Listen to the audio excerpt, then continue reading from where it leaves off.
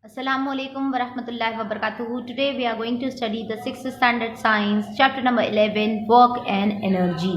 So we are going further with the introductory part of this chapter is energy. So today we are going to start up with the explanation. So the explanatory part we are going to take over here. Introduction. The main point of this chapter are concepts of work, the relationship between the work and the energy, different types of energy such as mechanical energy, heat energy, light energy, sound energy, chemical energy, etc. Transformation of energy, energy saving, sources of energy, etc.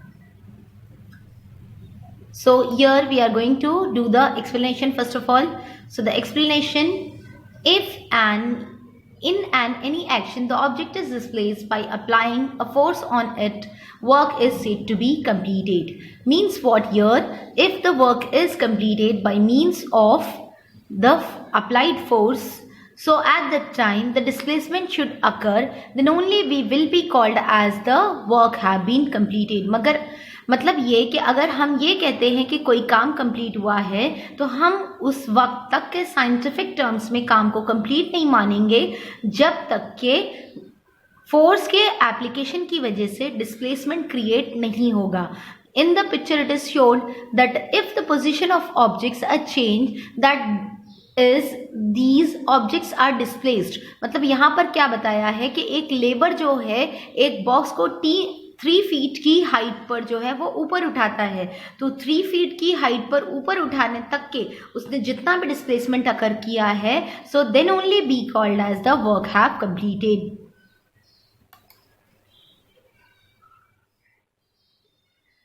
Tie a string to an empty box, no work is done. मतलब अगर आप जब तक के उस box को खींचोगे नहीं, then only the work will be done. Pull the box through a displacement, so work is done because there is a displacement on a box. Now fill the same box with the 20 books.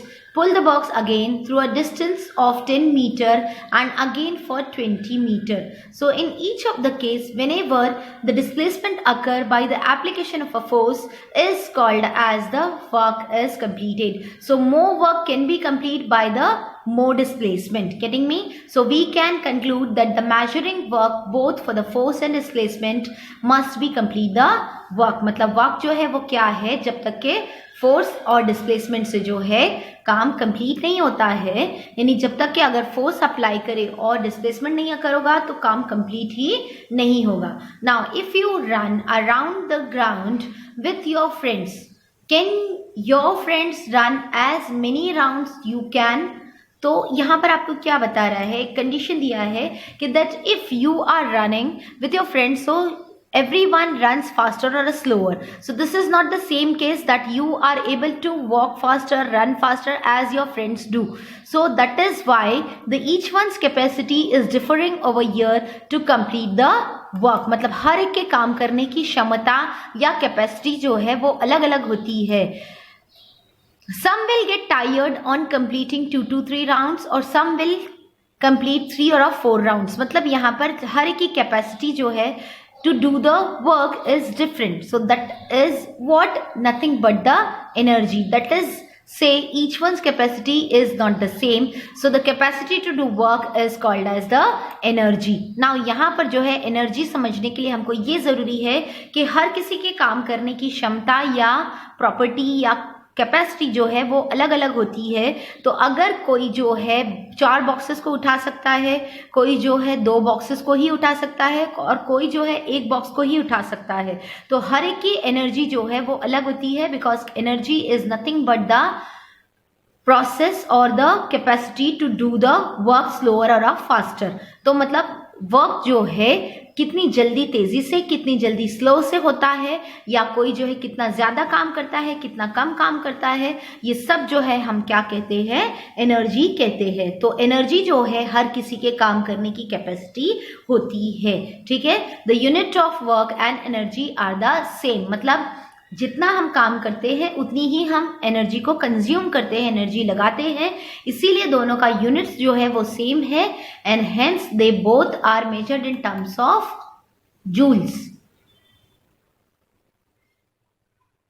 Work and energy are both measured in terms of unit of joule, that is in the SI unit. Now forms of energy. There are many different forms of energy. Today we are going to see the first one as mechanical energy. The energy used for doing the mechanical work is called the mechanical energy. Mechanical मतलब machine से लगाने वाली energy को हम क्या कहते हैं? Mechanical energy.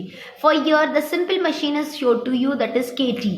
KT आपको पिक्चर में दिखा रहा है यहाँ पर. तो ये जो है किस तरह की है? ये बहुत ही सिंपल मशीन है. तो ये जो है यहाँ पर आपको मैकेनिकल वर्क दिखा रहा है कि मैकेनिकल वर्क जो है मैकेनिकल एनर्जी की वजह से होता है. That if we applied the amount of energy with help of the machines is called as the mechanical energy. Now the energy used for the different works है ना. There are two types of the mechanical energy, namely potential and the kinetic energy. Now यहाँ पे kinetic और potential energy क्या है हमको वो समझना जरूरी है. तो चलिए हम देखते हैं यहाँ पर. There are two types of mechanical energy. So first of all we are going to do the potential energy. The energy which is stored in an object due to a specific state or a position of that object is called as the potential energy. Potential energy होता क्या है? Object का structure, shape, size, मास की वजह से उसको अपनी energy खुद मिलती है. ये एनर्जी को हम ऑब्जेक्ट की पोटेंशियल एनर्जी कहते हैं. मतलब यहाँ पर आपको ये बता रहे हैं कि हर ऑब्जेक्ट की जो एनर्जी होती है वो पर्टिकुलर होती है. मतलब हर ऑब्जेक्ट का अपना शेप, साइज, स्ट्रक्चर होता है, उसका अपना मास होता है, उसका अपना वॉल्यूम होता है. तो इस सब की वजह से हर ऑब्जेक्ट को अपनी एक खास एनर्जी मिलती है जिस एनर्जी को हम पोटेंशियल एनर्जी कहते हैं. ये एनर्जी ऑब्जेक्ट के पास स्टोर्ड होती है. स्टोर्ड होना मतलब ये उसके पास जमा होती है, ये कोई भी जो है हम उसको देते नहीं हैं. तो potential energy is the energy which is obtained by the object by itself because of its mass, shape, size, structure or the volume. So that is the potential energy which is present in the object itself. Getting me? So here the next one we are going further with the kinetic energy.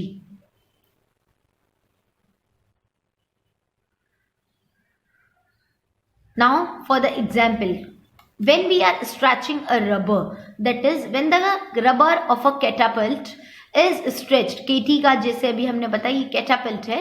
Catapult मतलब केटी जो आप बच्चे लोग खेलते हो, तो उसमें जो है क्या दिया हुआ है कि अगर आप रबर को स्ट्रेच करते हो तो stretch rubber is also having its own potential energy which is then further converts into the another form of energy. So like that it is said that when the catapult rubber of the catapult is stretched and released, it comes back to the original state. So यहाँ पर क्या बता रहा है कि Catapult या केटी से जो है रबर को स्ट्रेच करते हैं तो उसकी जो शेप साइज चेंज हो जाती है स्ट्रेचिंग में और फिर जो है वो अपनी ओरिजिनल शेप साइज में आ जाता है.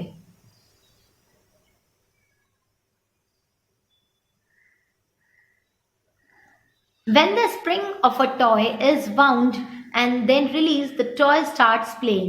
So यहाँ पर जो है आपने कई बार देखा होगा छोटे बच्चों के खिलौनों में स्प्रिंग वगैरह होती है. तो स्प्रिंग को जब हम टाई करते हैं तो उसमें जो है एनर्जी स्टोर्ड हो जाती है. So means what, the because of the stretching of the और because of the time of the spring to the toy क्या होता है वहां पे एनर्जी स्टोर्ड होती है एंड दैट फर्दर एनर्जी भी converts into the other energy. So that stored energy is nothing but the potential energy. Okay, when water stored at a height is made to fall on a wheel, the wheel starts rotating. You might have seen that the wheel is rotating because of the water. So it happens because the water energy which is stored at a height is coming down and getting converted into the another form of energy which is nothing but the before as the potential energy. मतलब यहाँ आपको क्या बता रहे हैं कि जो पानी था उसमें जो स्टोर्ड एनर्जी थी वो पोटेंशियल थी, लेकिन जैसे ही पानी को टरबाइन पर या व्हील पर गिराया गया तो वो जो है चलने लगता है. इसलिए चलने लगता है क्योंकि जो वाटर की एनर्जी थी वो व्हील के लिए दूसरी किसी फॉर्म में चेंज हो जाती है. ठीक है. So here In each of these action, displacement takes place, which means that the work is done. So it is the potential energy. मतलब यहाँ पर आपको क्या बता रहा है कि पोटेंशियल एनर्जी में कब भी याद रखेंगे हम, तो हमें ये याद रखना है कि पोटेंशियल एनर्जी के टाइम पर जो है डिस्प्लेसमेंट फोर्स के एप्लीकेशन से होता है, जिसकी वजह से पोटेंशियल एनर्जी जो है वो ऑब्जेक्ट में क्रिएट होती है and then it turns into the another form of energy when the object performs the motion और get starts the motion.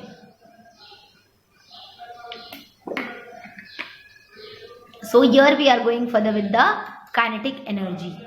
The energy obtained from the motion is called the kinetic energy. For example, in the game of marble, when the first marble hits the another marble, the second marble is set in motion. मतलब यहाँ पर आपको क्या बता रहा है कि अगर एक मार्बल से जब तक कि हम दूसरे मार्बल को हिट करेंगे तो यहाँ पर जो है दूसरा मार्बल हिट होकर के आगे बढ़ता है। तो काइनेटिक एनर्जी वो एनर्जी है जो ऑब्जेक्ट को उसको स्टेट ऑफ मोशन की वजह से मिलती है। Am I clear? तो यहाँ पर जो है हम आपको ये बता रहे हैं कि kinetic energy is the type of energy which is obtain by the object because of its motion. Okay, While playing carom, the striker gets energy by striking and set in motion. मतलब जब जो है हम striker से strike करते हैं तो यहाँ पर जो है क्या होता है, कॉइन्स जो है वो स्ट्राइकर से स्ट्राइक करने की वजह से मोशन में आ जाते हैं और उनको एनर्जी मिलती है, इसीलिए वो जो है पॉकेट्स में गिरते हैं। In these examples, the energy is obtained from the motion, so it is called as kinetic energy. So in a simple way, I should tell you that the kinetic energy is a type of energy which is obtained by the motion of an object. यानी किसी भी object की movement की वजह से या चलने की वजह से या मोशन की वजह से या उसकी हरकत करने की वजह से उसे जो एनर्जी मिलेगी हम उसे क्या कहेंगे, काइनेटिक एनर्जी कहेंगे। ठीक है। Now comes to the heat energy. Heat is form of a energy. The earth receives the heat in a proper quantity from the sun, है ना? The sunlight is a source of heat energy. Getting me? Heat is measured in terms of unit, that is calorie. अब जो है हम यहाँ पर नई energy के बारे में पढ़ रहे हैं जिसका नाम है heat energy. Heat energy is a type of the energy which is obtained from the hotness. Hotness यानी गर्मी से जो है हमको जो एनर्जी मिलती है हम उसे हीट एनर्जी कहते हैं। सन जो है वो अर्थ पर सबसे ज़्यादा बड़ा सोर्स है हीट एनर्जी का, और अर्थ को ये जो है बहुत ज़्यादा अमाउंट में एनर्जी प्रोवाइड करता है, इसीलिए सन की जो एनर्जी है it is the most important source of heat energy in the whole world, which provides the large amount of heat energy to the earth. And the heat energy is measured always it measured in terms of calories. Calories का मतलब होता है यहाँ पर ये इसकी unit है। Unit मतलब जिस तरह से हम सेंटीमीटर में जो है डिस्टेंस कवर अप करते हैं, इसी तरह से जो हीट है उसे मेजर करने के लिए कैलोरीज यूज होती हैं। ठीक है, तो अब यहाँ पर आगे बढ़ते हैं। Heat is produced by burning of the fuel also. मतलब जब हम घर में गैस जलाते हैं या फिर कोयले, मिट्टी का तेल या फिर कुछ और फ्यूल यूज करते हैं तो हमको हीट एनर्जी मिलती है। Heat energy is used in the kitchen all the time, है ना। हमारे घरों में जो है किचन होता है वहाँ पर हीट एनर्जी का सबसे ज़्यादा इस्तेमाल होता है। कभी हम खाना पकाते हैं, कभी चाय बनाते हैं, कभी वेफर्स, कभी junk food, everything we cooks because of the heat energy.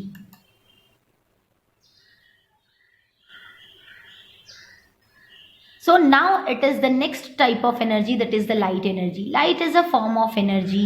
We know that the plant make their own food with the help of the sunlight. It means that the light energy is transformed into the energy into the food. मतलब यहाँ पर जो है light energy जो है वो भी एक नई तरीका की एनर्जी है।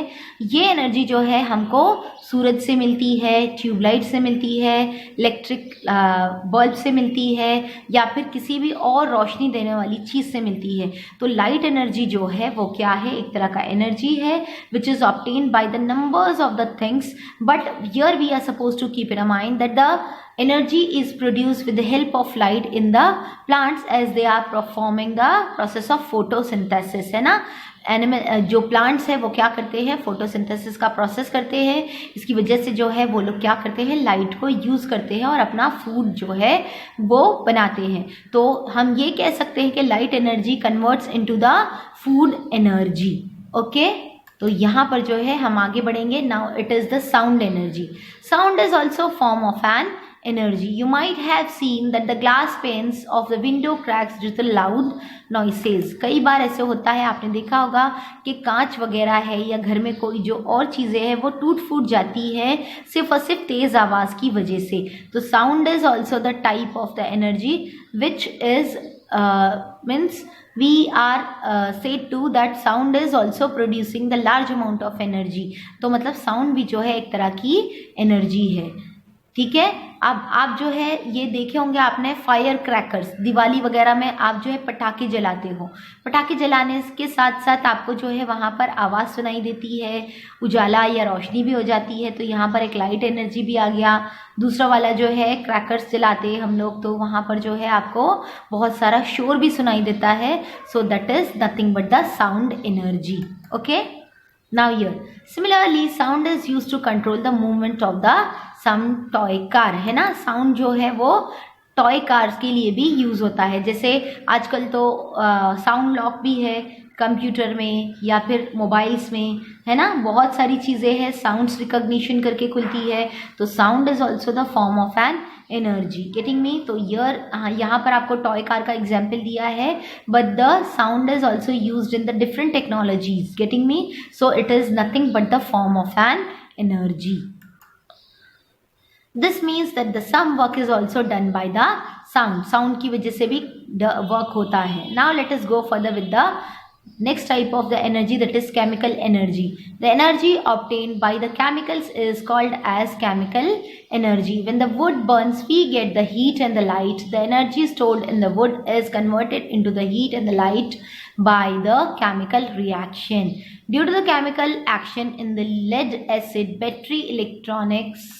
Battery electrical energy is produced. यहाँ पर आपको क्या बता रहा है कि केमिकल एनर्जी जो है वो केमिकल्स के थ्रू प्रोड्यूस होती है। जब दो डिफरेंट केमिकल्स एक दूसरे से रिएक्ट होते हैं तो वो लार्ज अमाउंट ऑफ जो है एनर्जी को प्रोड्यूस करते हैं, और वो वाले इलेक्ट्रॉन्स जो है उन एनर्जी को यूज़ करके क्या करते हैं, आगे बढ़ते हैं या हमारे काम में आसानी करते हैं। ठीक है, तो यहाँ पर हम जो कह सकते हैं कि chemical energy is a type of energy in which the completely all the chemicals are going to be react together and giving the displacement with the application of a force. ठीक है, तो इस तरह से एनर्जी जो है कौन सी वाली केमिकल एनर्जी कंप्लीट होती है। Now let us go to the next one.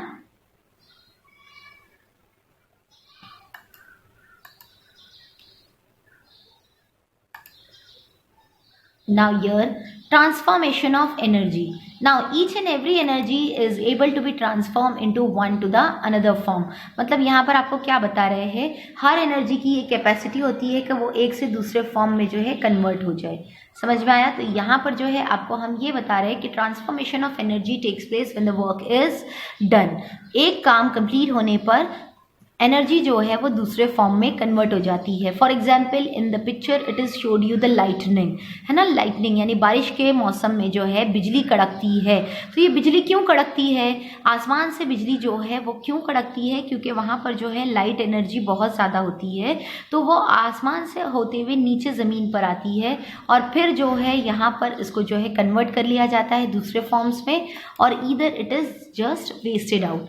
तो यहाँ पर जो है दस अ चेन इज फॉर्म, मतलब यहाँ पर आपको क्या बता रहे हैं कि एक तरह से दूसरे फॉर्म में जो है एनर्जी को चेंज करते हैं। Now here water vapours due to the heat of the sun. Now water vapors are forming due to the heat of the sun. The water vapors forms clouds. Water vapor से क्या बन गया, clouds बन गया। Clouds gives us rain. Then the rain water flows into the rivers, है ना। अब यहाँ पर जो है ये चार फॉर्म्स आपको दिखाए जा रहे हैं।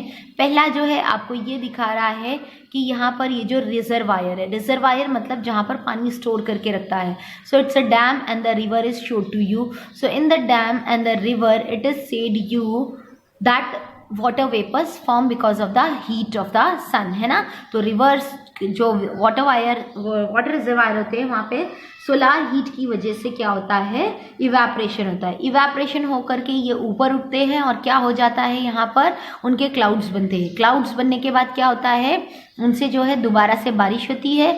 बारिश होने के बाद वो पानी को हम लोग स्टोर करते हैं और फिर से उससे एनर्जी बनाते हैं और घर में जो है सारे अप्लायंसेस, स्कूल में जो है हम सारे अप्लायंसेस किससे यूज़ करते हैं, इलेक्ट्रिसिटी से यूज़ करते हैं। तो इस तरह से ये जो है from one form to the other, first of all it was water, so the water get converted because of the heat into the water vapors, so one of a form is changed, then another form that the water becomes liquid, है ना, with the help of rain it comes down, and then when it comes down it is just coming back to the where, coming back to the मतलब वापस से वो हमारे पास बारिश की सूरत में आता है। तो इस तरह से ये चक्कर जो है ये चलते रहता है और एनर्जी जो है वो भी एक तरह से दूसरे, दूसरे से तीसरे, तीसरे से चौथे, चौथे से पांचवे, इस तरह के फॉर्म्स में वो कन्वर्ट होती रहती है। ठीक है।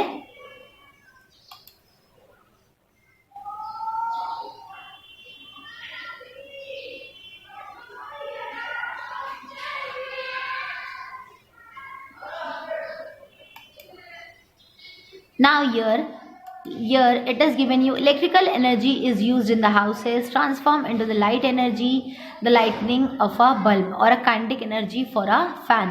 मतलब यहाँ पर आपको क्या बता रहा है कि घर में जो इलेक्ट्रिसिटी की एनर्जी आती है, अगर आप फैन चलाओगे तो वो किस में कन्वर्ट हो जाएगी, काइनेटिक एनर्जी में चेंज हो जाएगी, और अगर आपने लाइट जलाया है तो वो लाइट एनर्जी यानी हीट एनर्जी में। इवन इलेक्ट्रिकल जो अप्लायंसेस होते हैं, जैसे आप आयरन करते हो कपड़ों को, तो कपड़ों को आयरन करने के लिए आप क्या करते हो, इलेक्ट्रिक का प्लग लगा करके आयरन को उसमें सॉकेट में लगाते हो और बटन ऑन करके कपड़ों को इस्त्री करते हो या आयरन करते हो, तो तब भी जो है कपड़े आपके गर्म हो जाते हैं। तो electrical energy is getting converted into the heat energy.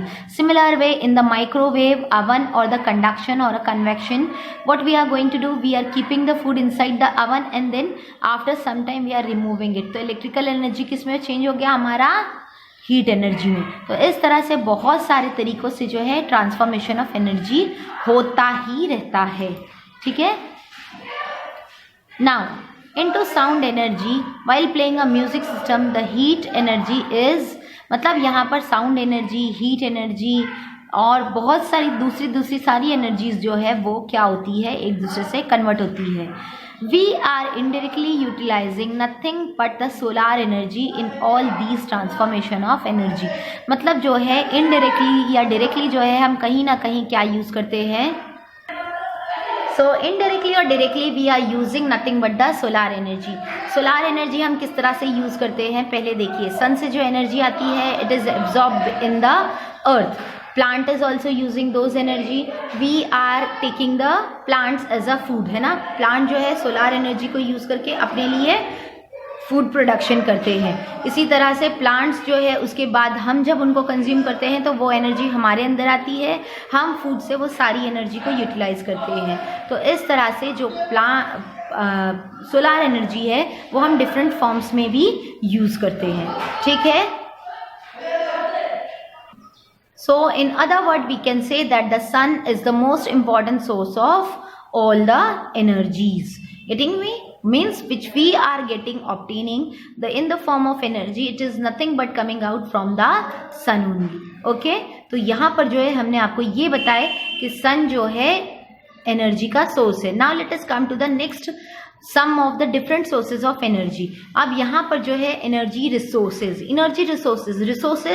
Are those types which are able to produce large amount of energy to us. Now here in the picture are you able to see the wind mill यानी ये जो fan वगैरह आपको दिख रहा है ना, mouse pointer से हम आपको दिखा रहे हैं, these are called as the wind mill and this are the panels which are called as the solar panel.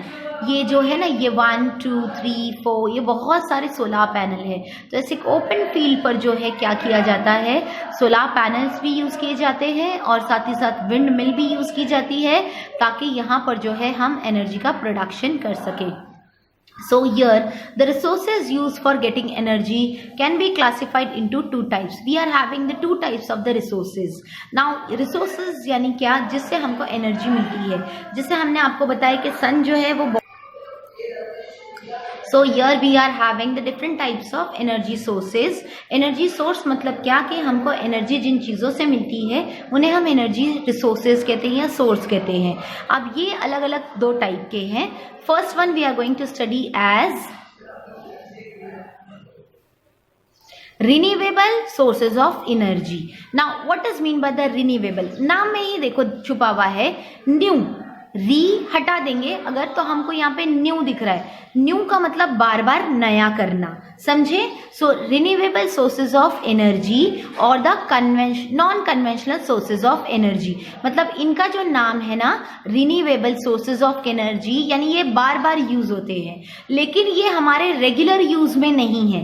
Regular use में नहीं है का मतलब क्या? हम इनसे खाना नहीं पकाते, हम इनका यूज करके दूसरे तरीकों से फ्यूल हासिल नहीं करते. तो ये सारी चीजें जो है हमारे रेगुलर यूज में नहीं आती है. क्या हम सोलर एनर्जी को हर वक्त यूज करते हैं? नहीं. क्या हम विंड एनर्जी को हर वक्त यूज करते हैं? नहीं. क्या फिर हम जो है कोल, ये जो बर्निंग एनर्जी है, जो गैस वगैरह बायोगैस फ्यूल होता है, वो यूज करते हैं regularly? No. We even don't use the energy from the sea, so that is why they are irregular in their use, hence we called as non conventional sources of energy. मतलब energy के दो types है जिसे हम renewable और non renewable भी कहते हैं और कन्वेंशनल और नॉन कन्वेंशनल भी कहते हैं. समझ में आया? तो पहला टाइप है हमारे पास कन्वेंशनल सोर्सेज ऑफ एनर्जी और non renewable sources of energy. Conventional लेकिन रिन्यू नहीं कर सकते, यानी जो हमारे रेगुलर यूज में है लेकिन हम उनको रिन्यू नहीं कर सकते, उनको बार बार यूज नहीं कर सकते, वो एक सोर्स है. और दूसरा सोर्स है कौन सा वाला? Renewable and a non conventional. समझ में आया? Renewable and a non conventional. So your non renewable. अब यहाँ पर नॉन रिन्यूएबल में आपको कौन सा दिया हुआ है? देखिए गैस है, इलेक्ट्रिसिटी है ना, हम इसको दोबारा से प्रोड्यूस नहीं कर सकते. So these are the non renewable sources of energy. So here it is given you the energy resources which man has been using for centuries are called conventional energy resources और sources. मतलब कई सालों से जो हमारे दादा नाना के उससे या बहुत उससे भी पहले से हमारे यूज में है, कई सौ सालों से हमेशा से वो हमारे यूज में है और रेगुलर यूज में है, तो हम उन्हें क्या कहेंगे? कन्वेंशनल सोर्स ऑफ एनर्जी कहेंगे. लेकिन जो हमारे यूज में नहीं है हमेशा से भी, तो हम उन्हें नॉन कन्वेंशनल कहेंगे. लेकिन ये सारे रिसोर्सेज जो हम यहाँ पर आपको बता रहे हैं, यहाँ पर ये नॉन कन्वेंशनल है. नॉन कन्वेंशनल मतलब क्या? ये जो है जैसे विंड एनर्जी हम रेगुलर यूज नहीं करते, हम यहाँ से जो है ओशियन के एनर्जी से यूज नहीं करते हैं. We are not using the different forms of energy which are present in the environment, है ना. हाँ, तो ये सारी जो है नॉन कन्वेंशनल टाइप की एनर्जी है जिसे हम बिल्कुल यूज नहीं करते. हम किस पे डिपेंड है? हम पेट्रोल पे डिपेंड है, हम डीजल पे डिपेंड है, हम या तो फिर केरोसिन पे डिपेंड है, या फिर हम घर में खाना पकाने के लिए क्या यूज करते हैं? गैस सिलेंडर यूज करते हैं, एलपीजी सीएनजी यूज करते हैं. तो ये सारी जो चीजें हैं खत्म होते जाती है, तो इसीलिए इनको जो है हम क्या कहते हैं? Non renewable sources, but they are very regular in our use, so that's why they are conventional sources of energy. But on the other hand some are the renewable, जिनको हम बार बार इस्तेमाल कर सकते हैं, जैसे सोलार एनर्जी है, विंड एनर्जी है ना, लाइट एनर्जी है.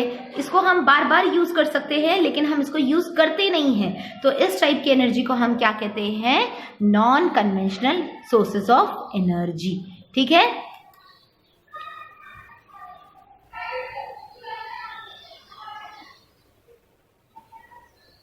Conventional energy resources include coal and fossil fuels such as petrol, diesel and natural gas, as I have said you. Now, conventional energy resources के बाद आता है we cannot replenish these resources would also cannot be replenished easily. मतलब एक बार अगर झाड़ काट दिए और उससे लकड़ी ले लिए हमने, तो हमको क्या मिलता है यहाँ पर? फिर दोबारा हमको झाड़ लगाना पड़ेगा, प्लांट लगाना पड़ेगा, तब हमको वुड मिलेगी। तो वुड भी जो है वो non renewable sources of energy में आता है। ठीक है, तो यहाँ पर आगे जो है नॉन कन्वेंशनल एनर्जी रिसोर्सेज और रिन्यूएबल एनर्जी रिसोर्सेज, इसमें जो है कौन कौन से है हमारे पास यहाँ पर, these are the non-renewable, so these which can be not in the traditional use, traditional और regular use में नहीं है। जैसे अब यहाँ पर एनर्जी जो है वो फायर है, fire energy can be produced, that is wind energy.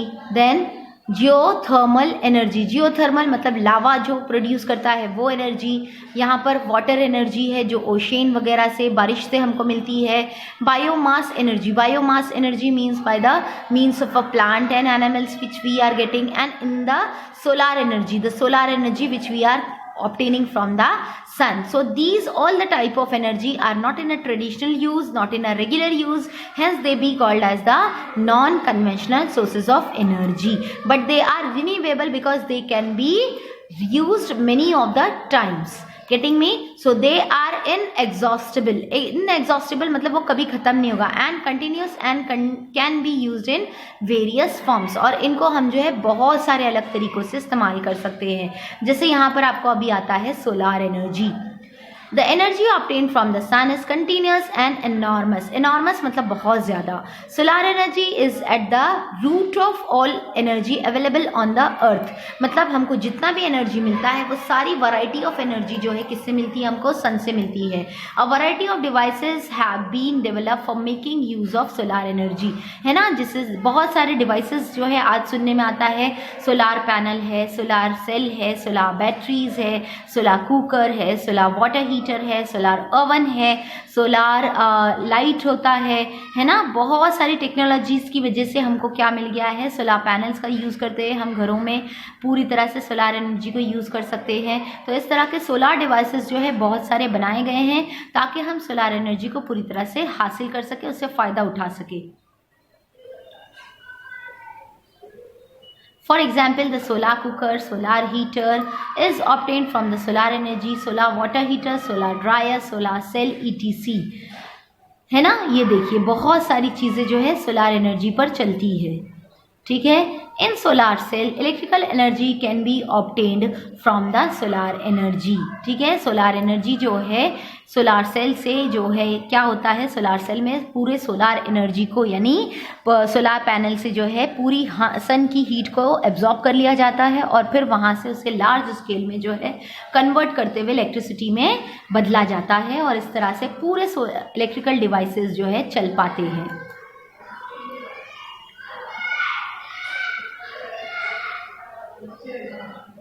Now let us go with the wind energy. Electricity is generated by means of the windmill using the strong winds. मतलब यहाँ पर जो है windmill को चलाया जाता है और उससे जो है क्या किया जाता है, बहुत ज़्यादा विंडमिल के चलने से जो है क्या होता है, it can be draw the water also from the well as the windmill also helps to produce the large amount of electrical energy. ठीक है, तो इलेक्ट्रिकल एनर्जी के प्रोडक्शन में भी जो है विंड एनर्जी बहुत हेल्प करती है और पानी जो है कुएं से निकालने में भी। Now it is coming the tidal energy, tidal और the oceanic energy. Oceanic energy और the tidal energy is obtain from the ocean current. Ocean current मतलब हमारी जो समंदर में लहरें आती है, मौज आती है या लाट आती है समंदर में, उस सभी के जो है उनसे जो है सन की जो एनर्जी है वो ऑब्टेन होती है। मतलब समंदर में जो एनर्जी है उस एनर्जी को ऑब्टेन करके क्या किया जाता है, नई नई दूसरी फॉर्म्स ऑफ एनर्जी बनाई जाती है। A wall is constructed at a narrow region of a creek. Creek का मतलब क्या है, बहुत ही छोटा सा पार्ट होता है जहाँ पर बहुत ही छोटे से जगह पर जो है मौज आती है, बहुत ही छोटा सा क्रीक होता है। तो यहाँ पर जो है बहुत ही छोटा सा नैरो रीजन होता है, वहाँ पर एक बड़ी सी दीवार जो है वो बनाई जाती है और उसके ऊपर से जो है टाइडल एनर्जी यानी टाइड को गुजारा जाता है ताकि वहाँ से एनर्जी जो है वो ऑब्टेन करके आगे जो है इसको यूज़ किया जा सके। Due to waves generated at a high and a low tides, the turbine of the generator fitted in the wall starts. Rotating and electricity is generated. देखिए ये आपको जो दिख रहा है ना, ये सबमरीन की तरह, ये एक्चुअली एक टरबाइन है। ये टरबाइन जो है एक इलेक्ट्रिकल डिवाइस होता है जिसमें व्हील के जैसे चक्के लगे होते हैं, और ये जो है पानी के ओशियन करंट यानी पानी के बहने की वजह से, मौजों के आने की वजह से ये रोटेट करता है, और इस तरह से जो है रोटेट होने से जो है क्या होता है, इलेक्ट्रिसिटी जनरेट होती है। तो यहाँ पर ये जो है टरबाइन जो जब मूव आउट होता है तो large amount of electrical energy is produce because of the ocean current, because of the tidal energy, because of the tides. Getting me? Okay. Now it is hydro electric और hydel power energy. आपने देखा होगा dams वगैरह बनाए जाते हैं, तो यहाँ पर जो है the water stored in a dam at a height is brought down through a tunnel and the turbines of the generator are rotated. अब यहाँ पर जो है ये दिख रहा है, ये टनल्स होते हैं। कहाँ पर होते हैं? ये जो टनल्स हैं ना, ये डैम्स में बनाए जाते हैं, और इस तरह से क्या होता है, इन डैम्स टनल से जो है पानी को बहुत तेज़ी के साथ टरबाइन पर या व्हील पर गिराया जाता है, जिसकी वजह से व्हील जो है बहुत तेज़ी के साथ घूमता है, और जो है वो क्या करता है, इलेक्ट्रिसिटी को जनरेट करता है और प्रोड्यूस करता है। तो इस तरह से जो है यानी हाइडल इलेक्ट्रिकल पावर और या हाइड्रो इलेक्ट्रिक इलेक्ट्रिसिटी या पावर जो है वो प्रोड्यूस होता है। ठीक है।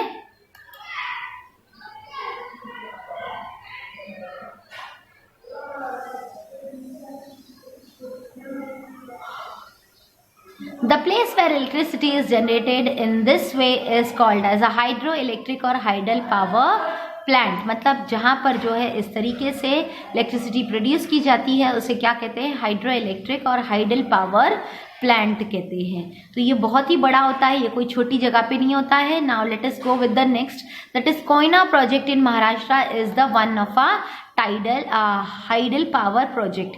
जो कोयना डैम है, कृष्णा डैम पर कोयना प्रोजेक्ट जो है वो बनाया गया है, और वो इसलिए बनाया गया है कृष्णा डैम पर कि ताकि लार्ज अमाउंट ऑफ एनर्जी जो है वो प्रोड्यूस की जा सके। Now next form is energy obtained from the oceanic waves. Oceanic waves से जो है हमको क्या मिलेगा, एनर्जी मिलेगी। अब हम उसे देखेंगे। While sea waves move forward in a certain direction, the water move up and down regularly at a position. This too can be used to generate the electricity. जब जो है पानी जो है समंदर में बहुत तेज़ी के साथ किनारे पर आता है, फिर ऊपर उठता है, फिर नीचे जाता है, फिर थोड़ी देर के लिए शांत हो जाता है, फिर वापस से वो इस तरह से मूव करता है, तो जो एनर्जी जो है वो क्या होती है, प्रोड्यूस होती है, जनरेट होती है, और इस एनर्जी को भी जो है यूज़ करके क्या करते हैं, इलेक्ट्रिसिटी को प्रोड्यूस करते हैं, और इस तरह से इसे जो है फर्दर यूज़ किया जाता है। Now let us come to the atomic energy.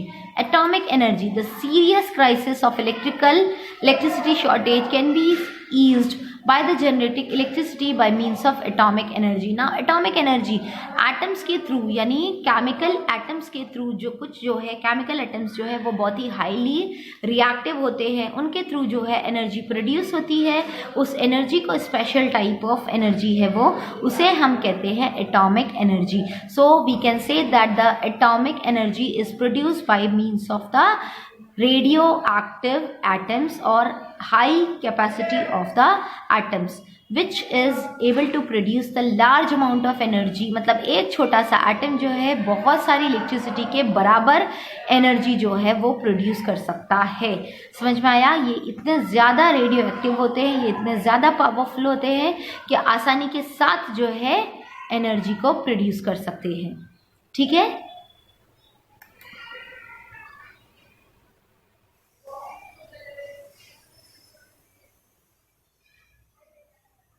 The heat liberated during the fission of the atom of heavy elements such as uranium, thorium is used to generate the electricity.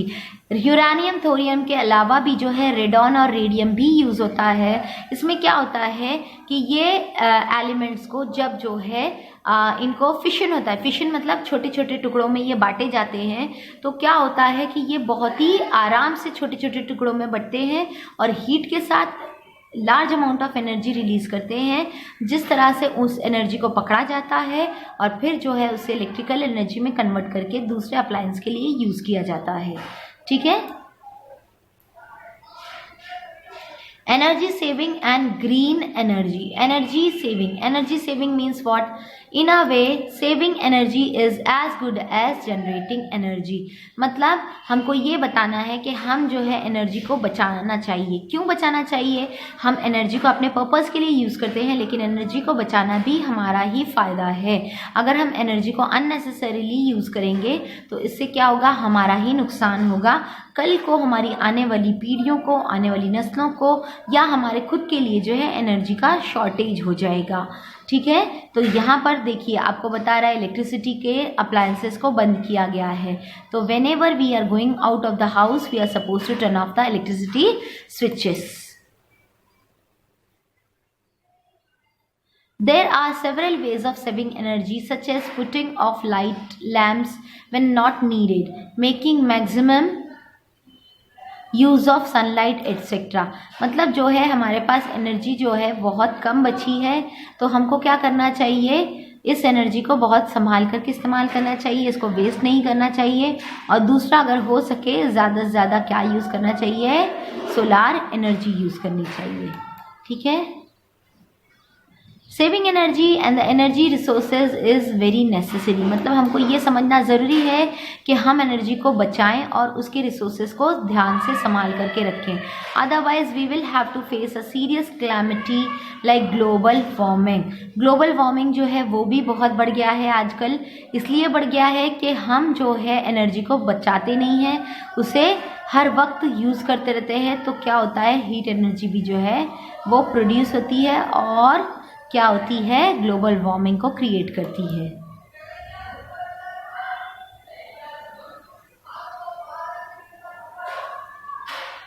Green energy resources.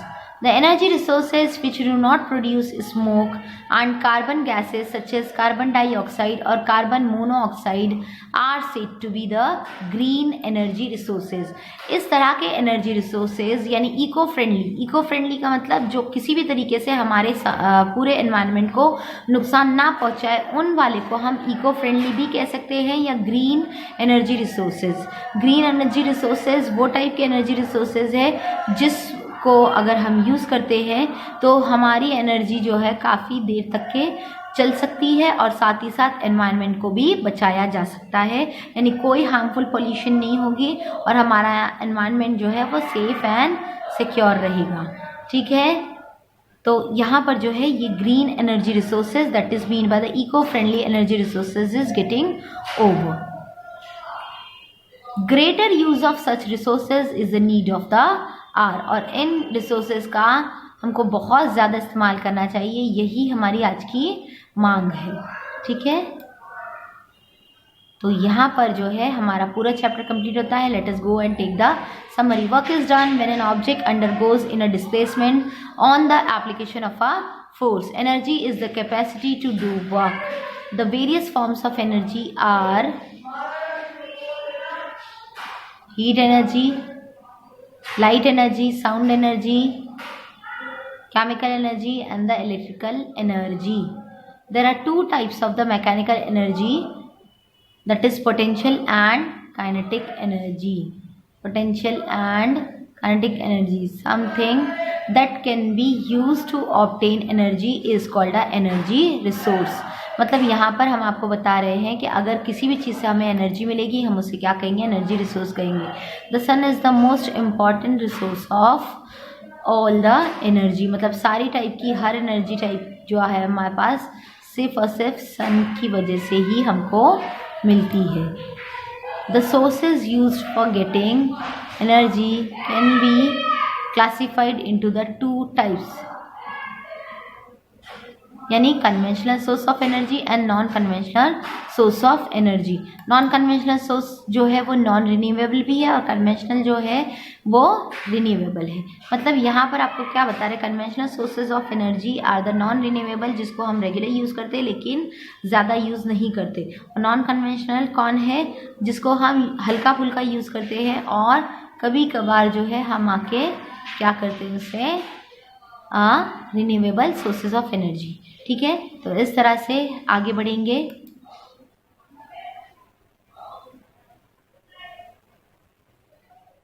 तो यहाँ पर जो है हमारा chapter complete होता है। अब तक के लिए इतना ही। इंशाल्लाह नेक्स्ट चैप्टर में इससे आगे, नेक्स्ट वीडियो में इससे आगे का आपको पढ़ाएंगे और आपको सिखाएंगे। अब तक के लिए इतना ही। अल्लाह हाफ़िज़, अस्सलाम वालेकुम। ख़त्म करने से पहले आपसे रिक्वेस्ट है कि आप चैनल को सब्सक्राइब कीजिए, वीडियो को लाइक और शेयर कीजिए और दुआ कीजिए कि इसी तरह से आपकी टीचर सुमैया मिस आपको इसी तरह से साइंस और मैथ्स के अच्छे अच्छे वीडियोज़ बना करके पढ़ाते रहें। अस्सलाम वालेकुम, अल्लाह हाफ़िज़, खैर।